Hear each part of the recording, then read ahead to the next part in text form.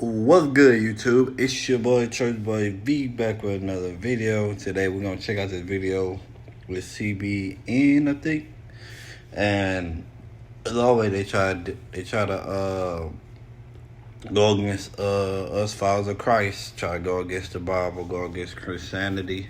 But let's see how bad do these people fail, because we already know the Bible's real. There's plenty of evidence, archaeological evidence, scientific evidence, physical evidence. Come on now, history. There's evidence in history. So you can't debunk Christianity. You can't debunk God, Jesus, Holy Spirit. So it's like, why even try at this point? But the devil always trying his little tricks. But let's see how he fell this time. So I hope you have a blessed day. Let's get into the video. $100. $5 a day, invest.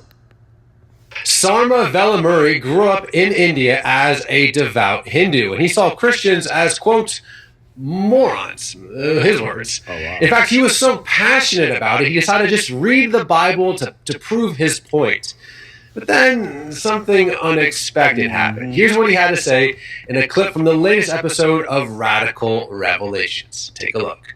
I suddenly had this idea of, what I've done? I'm going to read the Bible and I'm going to prove to you that it says the exact same thing as every other religion on the planet. Mm-hmm. In fact, I'm going to write you a book. And the book's going to have a couple of columns. One column is going to have all of the Hindu scriptures. The other column is going to have the Christian scriptures. And I'm going to then expound, I'm going to give you an exegesis on why these two things say the same thing.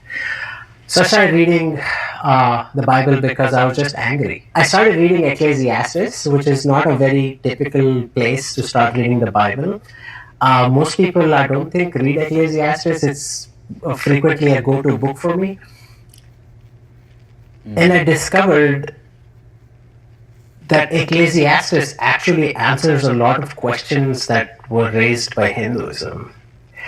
There is sometimes this feeling of meaninglessness that occurs when you stop long enough to think about what you actually believe. And again, not an expert in Hinduism, this is just my lived experience. And a lot of times you begin to question, like, what is the point really?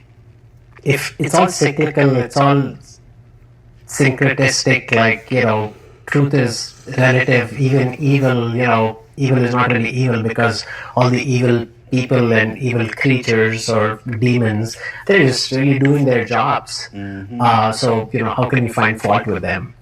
And this idea of like, hey, and I'm not saying that all Hindu people think this way, I was the worst. I thought this way sometimes as growing up. So what if several thousand people died in this earthquake? Like, they're just gonna come back, they're probably born instantly again somewhere else as something else. So all human suffering is really just, okay, it's temporary and meaningless because it gets redeemed ultimately by you just being born again somewhere else. And I don't mean the Christian born again, I mean physically being born as another person. So Ecclesiastes helped answer a lot of questions. And then I started reading the biographical account of Jesus in the Gospel of John. And that's when the trouble really began. Because Jesus is not saying the things you think he's saying. From far away, yeah, he's saying the same things. He's saying, be kind to the poor, love people, be a good person. But that's not the point. The point of what Jesus was saying was, now's the time. The kingdom of heaven is at hand. Yep. Change how you think. Believe in me, and you will be the son or daughter of God. Yep. That's it. It's not based on your actions. It's not based on your karma. It's not based on anything else but your belief in the death and resurrection of Jesus. And he goes on to very clearly say that if you see me, you see the Father. He goes on very clearly to say that, this question you asked earlier of the cost, I'm going to stop it right there. Now, you think about what he just said. Jesus want to change your heart. When you change your heart, that's when your actions start to change. That's when your mindset start to change. So, when you have a change of heart, change of mind, that's where you can love on people that don't love you back. That's where you can feed those less fortunate and don't look down upon them. That's where you can make a big difference. You can make a big difference because first he changed your heart, then your mindset is changed.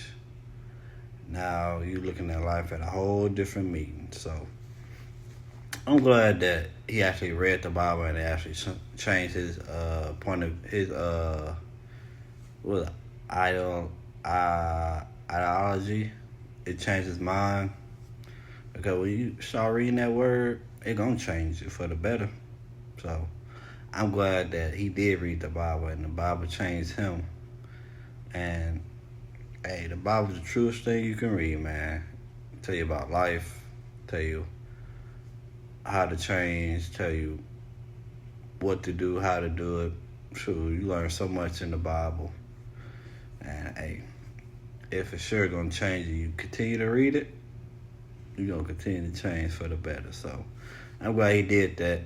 The Bible changed his life. So can't ask for nothing better, man, because this life is none but a vapor.